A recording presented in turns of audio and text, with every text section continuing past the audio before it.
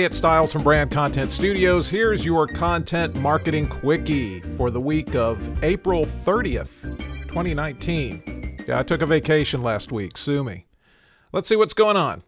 Step right up, my friends, and behold a marketing technology elixir that's so powerful it's guaranteed to put a song in your heart and a spring in your step. Yes, this amazing marvel of modern technology has what's good for what ails you, no matter what that might be. Sure, it's a little expensive, but can you really put a price on dreams coming true and complete peace of mind? In the old days, what you just heard was called a snake oil sales pitch.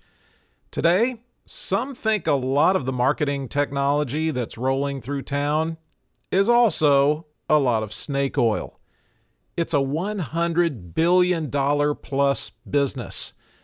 And if you've ever seen one of those infographics that, shows you every platform and player in it, your eyes are now probably glazed over like a Krispy Kreme.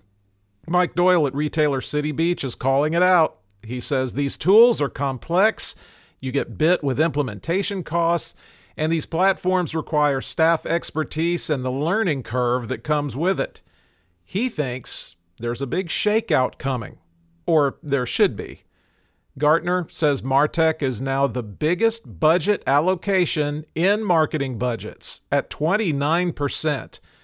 The tech tools, they are being bought, but are they really helping anybody? Andy Lark's the former CMO of Commonwealth Bank and Foxtel, and he says marketers and big companies are, quote, really struggling. Is it because they're stupid? Nope. It's the tech products. He analyzed 50 Martech systems over 2 years and found very few could actually deliver on their claims. They basically automate spam, and they call it marketing automation. Even if these tech platforms did work as promised, the buyers can't get the maximum value out of them because they just aren't set up to do so. They don't have a data flow system up and running, and here's the hammer I keep banging, the ability to create good content to run through these systems is nowhere to be found. There's a lot of content stuff, it's just lousy and doesn't inspire anyone to do anything. So why are all these marketing tech platforms still out there? It's still selling. Because nobody who bought into one wants to admit they made a mistake. And the platforms know that. Lark says, quote, marketers are being asked to do more with less, so they buy into digital hallucinations. So to follow up on that first story, let's take a look at CMI's 2019 Content Management and Strategy Survey.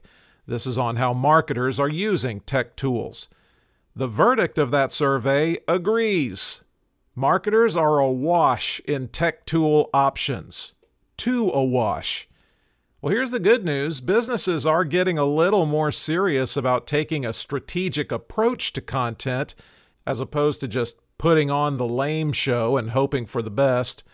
76% take a strategic approach and 59% have a documented content management strategy. Now, I say that's good news, but 59% is still a crazy low number for people that actually have a plan. Most say their content strategy includes business goals, roles and responsibilities, measurements, desired outcomes, workflows, time frames, and governance. The bad news is most businesses are struggling, there's that struggle word again, to use tech tools that actually help them activate content at scale. The CMI survey shows 42% have not yet acquired the right tech to manage content. Another 42% got the tech, but aren't using it to its potential. The numbers show a lot of marketing technology was bought in 2018, kind of a boom year for that sort of thing. But marketers don't seem to be getting better at using what they have. 78% said, we have some systems in place, but there's a lot of manual work, meaning scalability ain't happening. Now, what's the underlying gremlin that's driving this latent dissatisfaction? It's the digital hallucination we mentioned earlier. There was and is a belief out there that if you spend enough, you can flip a switch and the robots will do all your marketing and qualified leads will rain down on you forever. Need proof? In 2019, marketers are spending 29% of their budget on tech and 28% on humans. Half even said their business had too much technology. The reality that's settling in is, if you don't have humans that know how to make other humans care enough to take desired calls to action, all your shiny top-dollar marketing technology is a ghost town. LinkedIn took a step toward looking less serious and getting more like Facebook, rolling out its own versions of reaction buttons so people can express themselves beyond a simple like. They said it's because LinkedIn users were asking for more ways to express themselves and make themselves understood. Were they really? Apparently, just saying you like something is wholesale unclear and confusing. Does a like mean you like it or love like it, or like that you posted it, or like it because it changed my life? Who knows? So here they are. The new expression list includes the obviously inadequate like. Then there's celebrate, to praise a promotion or achievement. You can't like that. You need to celebrate it. There's love, which is way more than like, but don't love too much because that is inappropriate in a business setting. There's insightful, which means you think there were some really deep thoughts.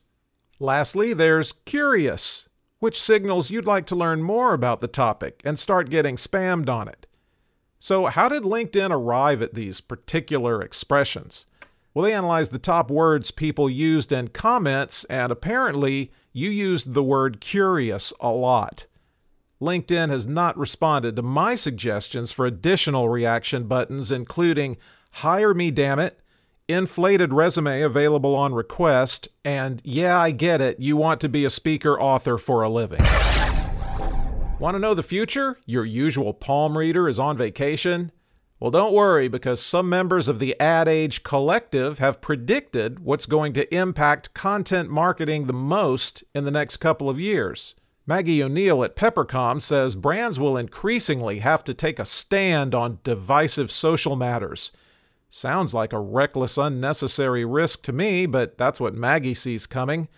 Hootsuite's Greg Parato says social media will go beyond marketing and become an integral part of how businesses deliver customer experiences. Troy Osinoff at Juice says, look out, data's going to get scarcer, and that'll make it harder to target and retarget. Why? Because the tech giants will have to adapt to growing oversight about how they get and use data, and because we're all getting queasier about where and how our data is used. Kurt Coffer at Ad Results Media predicts podcasting will rapidly expand, an easy prediction since that is happening, but he adds better measurement and attribution will have advertisers jumping in at an unprecedented rate. Fuse's Brian Cardin thinks AI will play a greater role in campaign decisions. Again, not really a prediction, but somebody had to stick the AI buzzword in there somewhere. It's a law now. And my new hero, Michael Lisavetsky at Juice, says all this tech will only make human creativity more important. The platforms and tech will grow commoditized, but brilliant people with great ideas will always be rare and have tremendous value. The prediction is that our industry will finally wake up to that. That's the Content Marketing Quickie for this week. It's always like this. It's short, you'll get something to talk about at networking events, and it'll get at least half a grin out of you. So hopefully it's worthy of you subscribing. And we'll see what happens next week.